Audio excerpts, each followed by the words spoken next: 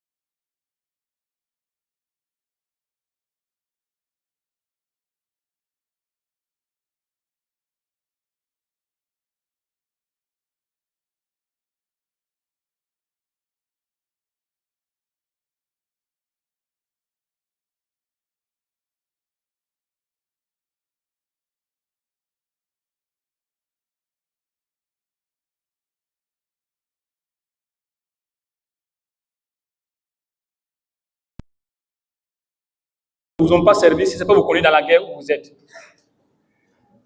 Faites pardon. Nous sommes au-dessus de cela. Nous sommes plus nobles que ça.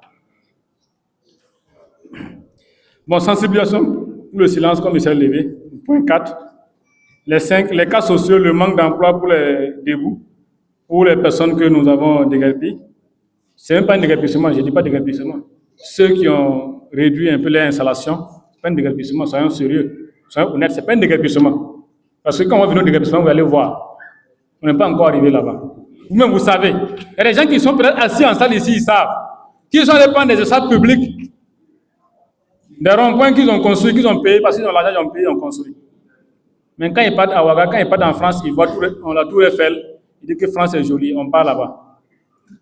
Quand ils s'achauffent ici, ils ont payé quelque part pour aller vivre.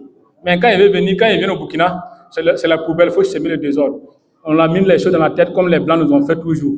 On dit qu'il ne faut pas vous industrialiser, il ne faut pas construire des industries parce que vous allez polluer l'environnement. C'est ça, non? Et on vient nous payer des miettes et ils viennent déverser les déchets de leur usine ici. C'est ce qu'on fait, non? Les gaz à effet de serre. Je sais un peu, je ne sais pas trop dans le système, mais je sais un peu que les gaz à effet de serre qui dégradent la couche atmosphérique. C'est ça, non?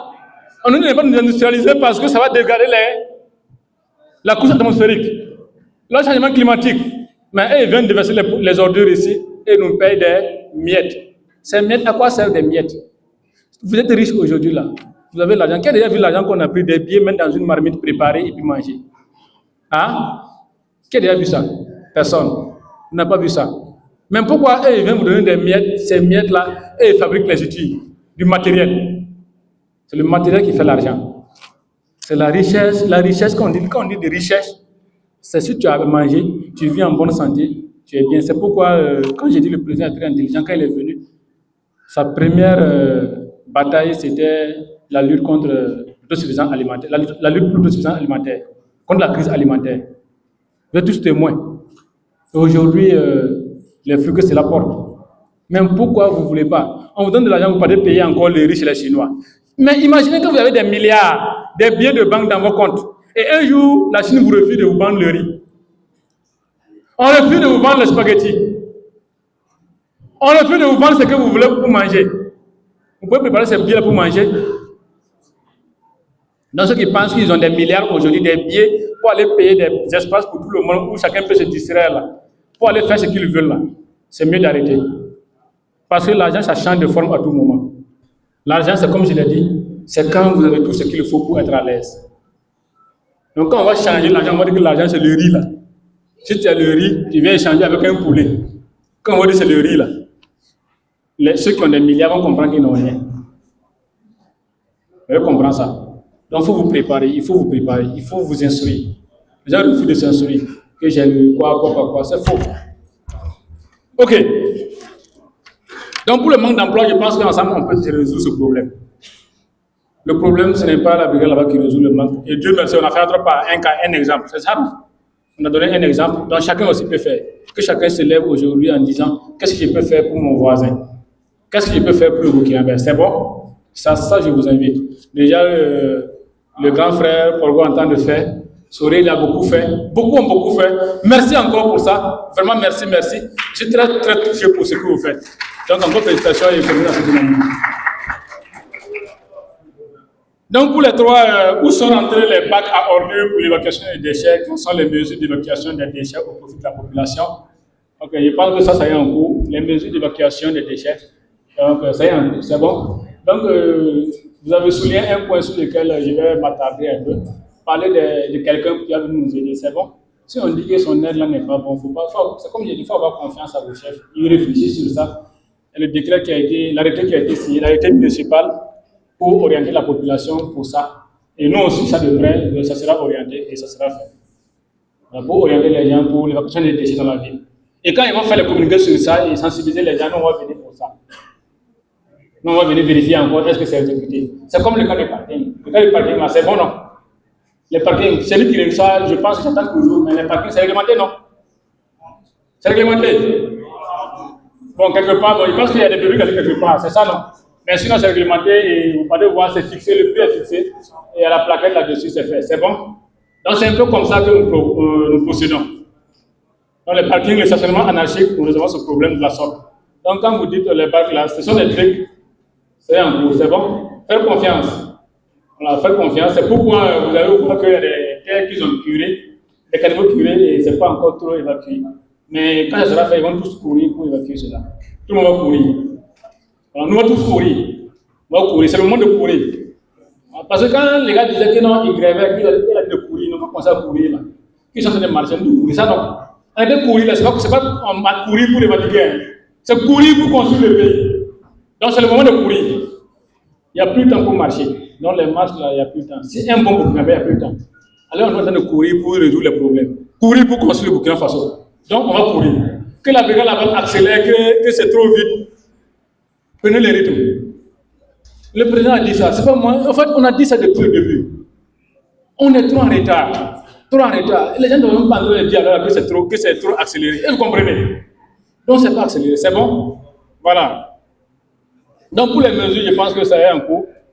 Ça sera fait.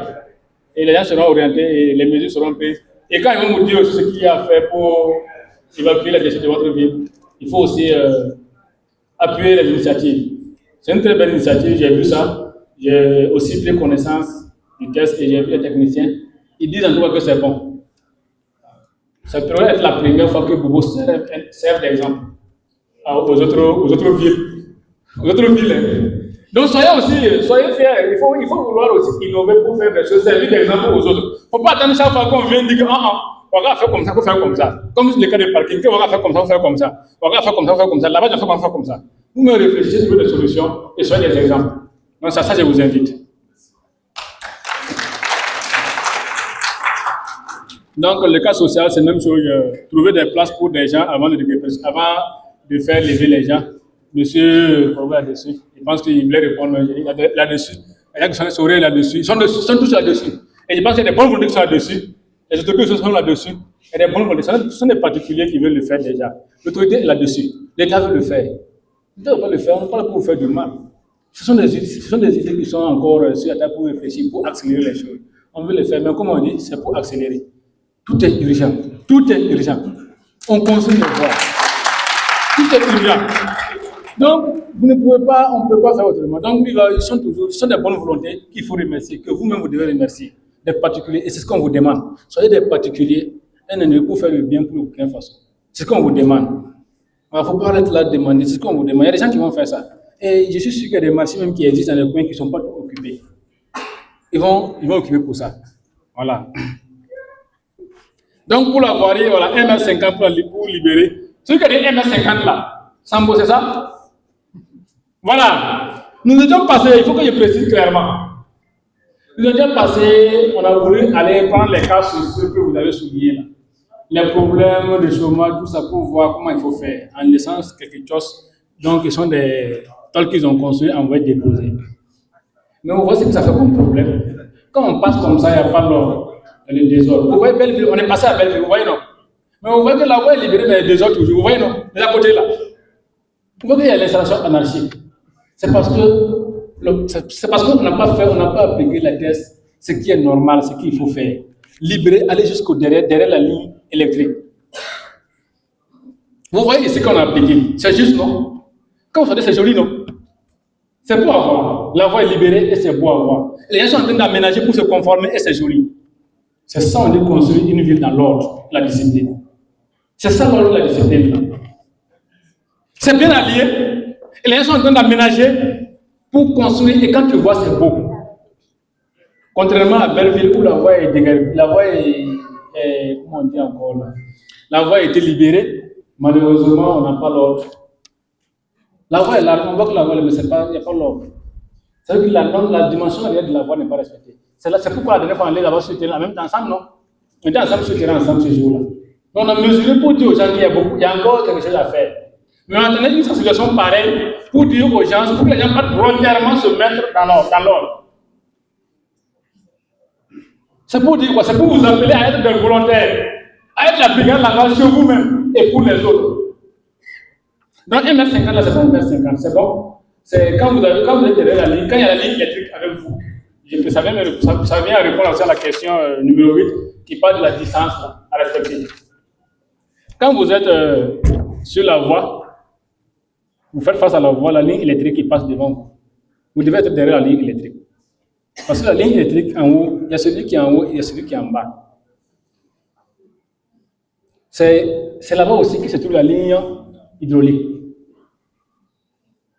Cette ligne-là, quand il y a un problème de l'ONEA, il faut qu'on casse ton hangar.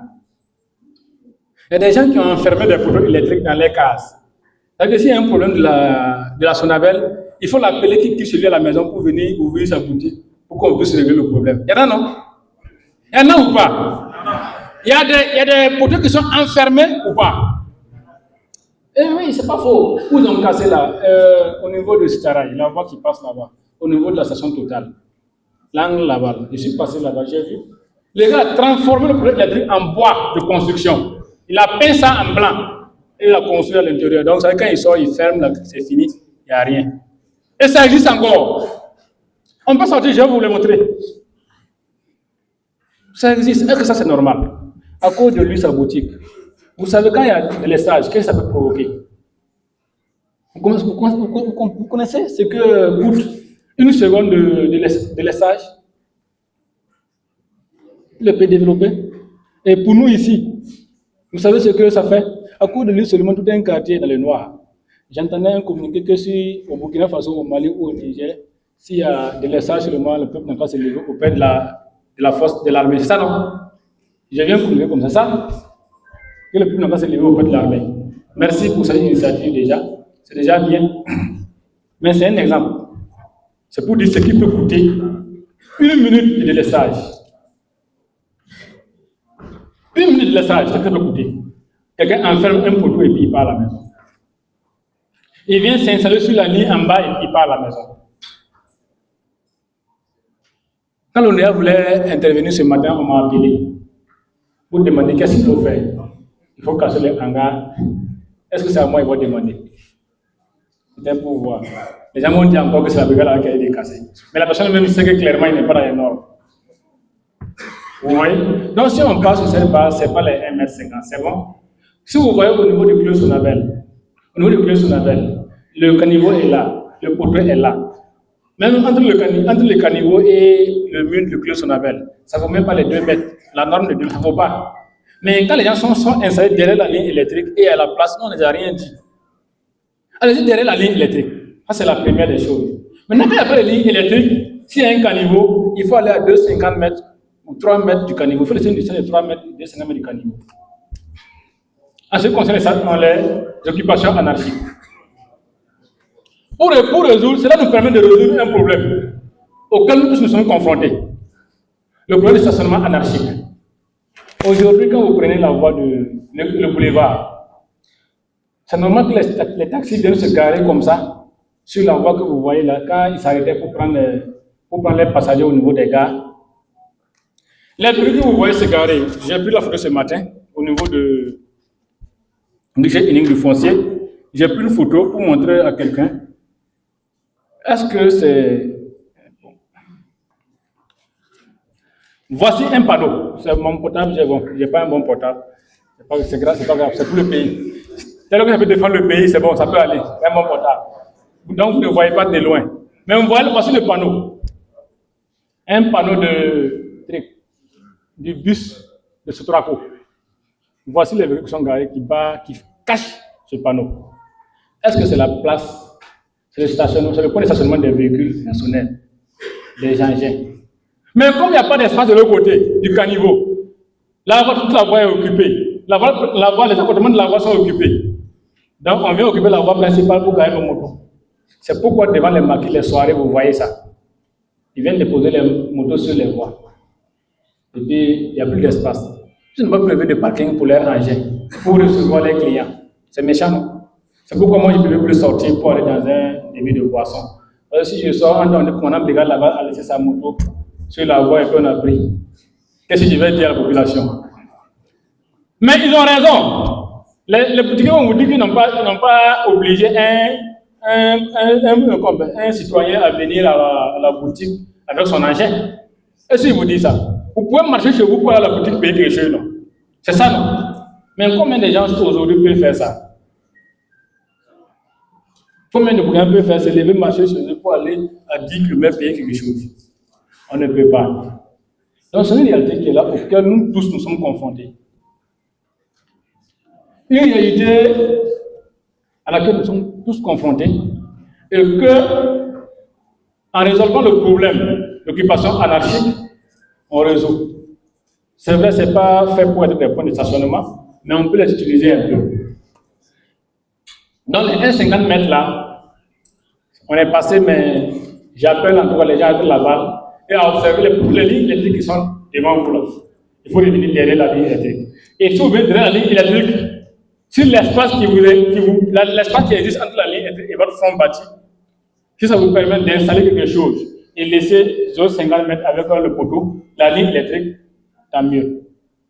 Si ça ne vous permet pas, il faut rester parce que la norme, il faut laisser 1 mètre avec le poteau électrique. Donc la ligne électrique, c'est toute la ligne. Ce n'est pas que je suis dans le poteau, la ligne passe comme ça, le poteau est ici. Je laisse une partie pour le poteau. Vous comprenez un peu, non? Le poteau est ici, c'est ça, non? Voilà, la voie est ici, l'espace public est ici.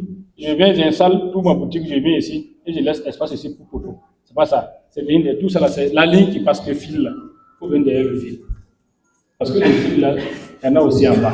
C'est pour votre sécurité aussi.